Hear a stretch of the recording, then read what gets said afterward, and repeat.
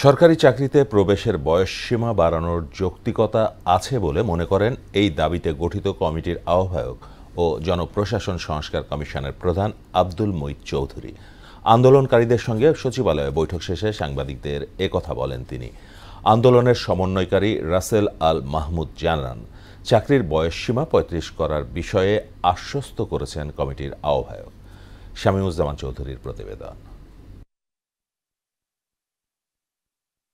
চাকুরিতে আবেদনের বয়সসীমা ৩৫ করার দাবিতে গত ৩০ সেপ্টেম্বর প্রধান উপদেষ্টার বাসভবন যমুনার সামনে পুলিশ ও আন্দোলনকারীদের সংঘর্ষ হয়। আন্দোলনকারীদের ছত্রভঙ্গ করতে টিয়ার শেল ও সাউন্ড গ্রেনেড নিক্ষেপ করে পুলিশ। এতে বেশ কয়েকজন শিক্ষার্থী আহত হন। দাবি খতিয়ে দেখতে জনপ্রশাসন সংস্কার কমিশনের প্রধান আব্দুল মুঈত চৌধুরীকে আহ্বায়ক করে কমিটি গঠন করে দেয় জনপ্রশাসন মন্ত্রণালয়।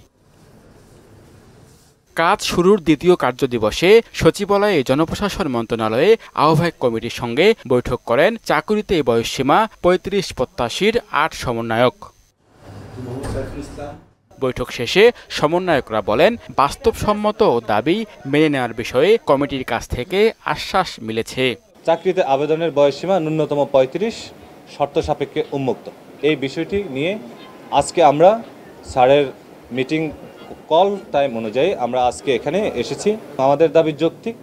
এই যৌক্তিকতার নিরিখে আমাদের আলোচনাগুলোকে স্যাররা অ্যাপ্রিসিয়েট করেছেন এবং স্যাররা আমাদের কথাগুলোকে বিশ্লেষণ করে আগামী ৭ কার্যদিবসের মধ্যে একটি চমৎকার বৈষম্যহীন বাংলাদেশ গড়ে তোলার জন্য একটি প্রতিবেদন প্রকাশ করবেন। কমিটির প্রধান সাবেক তত্ত্বাবধায়ক সরকারের উপদেষ্টা আব্দুল মুঈত চৌধুরী বলেন, সরকারি চাকরিতে প্রবেশের বয়সসীমা ৩৫-এর দাবি যৌক্তিক। বয়স বৃদ্ধি করার যৌক্তিকতা আছে, এই বিষয়ে কোনো সন্দেহ নেই।